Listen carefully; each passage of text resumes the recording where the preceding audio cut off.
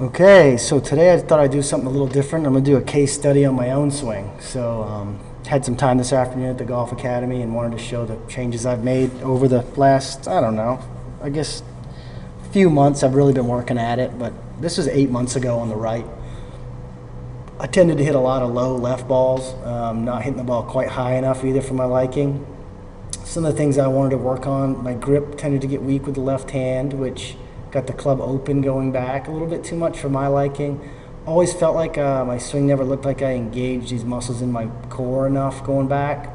And then it got laid off at the top. I felt like I get really too much hip slide coming down, and then I'd get the hips out ahead, the upper body hanging back, and I'd get a really kind of rollover of the hands and wrists. Hard to see here with the lighting, but a lot of rolling with the hands and wrists and trying to save it in the finish. The legs kind of collapse. No real contribution here from the legs is what it felt like with my swing. So a couple other things that I would look at. I always had too much pressure on the left-footed impact. I don't like to see 100% there. I feel like it means the golfer's sliding a bit too much. And definitely for me, that's the problem with my movement. And as far as carry, this was a 7-iron, carried at 161. My average is probably 165. I guess I didn't hit that super solid. This club head speed was 86.4. So that was about normal back then. So now, been in the gym a bit, just as far as trying to work on my flexibility and just kind of golf specific stuff. And here's the after move. I still need some work with the grip. It tends to get weak with the left hand, but now I feel like more engagement from the core and the core muscles to wind them up, less laid off and more square at the top. I want to get the face looking a little more shut than that. That'll help me rotate better coming down. The meat and potatoes of what I've been working on, though, is this initial start down. So I tended to keep this leg in internal rotation for too long. Never got it rotating to keep the pelvis shut and make it slide. So I tried to feel like now I get this leg rotating back toward the target, get that leg in external rotation. So I have less slide and the upper body is more vertical this way as opposed to starting to get really tilty at this point in the swing, more this way. Obviously, these are just 2D lines, but you get the idea, just visually what I've been trying to work on. And then into impact, I feel like from there, those legs have both an external rotation. I pinch them together, basically. I feel like they both go internal, and that allows me to rotate a lot better through the shot. A lot more dynamic motion. I have less slide to the left with the pressure shift down here. And then through impact,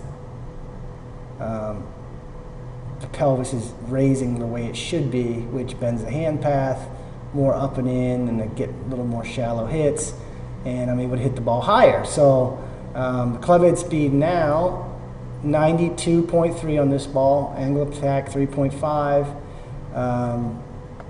Club face a little shut on this one. So I hit it a little bit left, 13 feet left.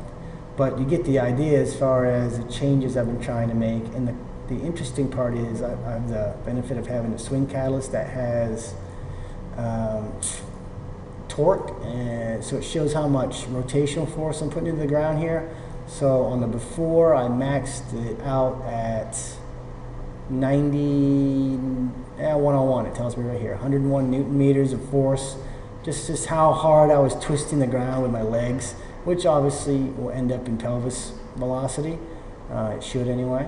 And now, the torque graph, I max it out at 110. So using the ground a little more efficiently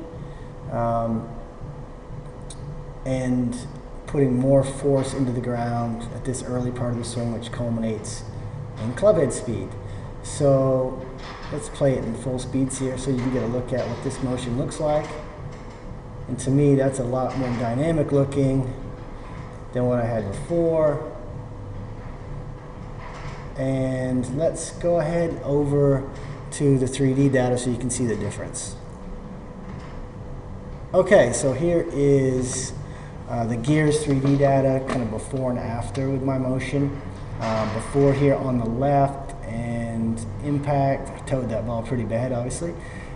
Impact, I had the pelvis 32 degrees of rotation, and the trunk I had at, let's see if I can get it to stop at impact, 18 degrees of rotation in the rib cage. And the after over here, did a gear session yesterday, and we've got, towed that ball a little bit, both shots, unfortunately, but anyways. 45 degrees of rotation in the pelvis now and 25.6 in the rib cage. So a little bit less tilt back with this SP number, just rudimentary look at kind of the spine angle or side tilt. 96 degrees here on the before, 94, so I'm a little more on top of it and rotated more open. You can see that by these numbers down here. So let's go back over here to swing catalyst. So I hope that helps kind of show the changes I've made and maybe help you with your swing some if you had some of the same issues. But I did a lot of work focusing on the body movements and getting a little more flexible in the gym. You can see I'm able to make a little longer backswing here, which helps a lot. My back is feeling a little bit better because I'm staying a little bit more flexible and doing what I'm supposed to be doing in the gym, which has helped. But the main areas of improvement have been the club face and then an understanding of the body orientation and the position of the body to get myself on top of the ball and in a position where I can rotate hard and making sure I don't get this left hip outside this left ankle, and from there, when it's this way a little, I can rotate hard.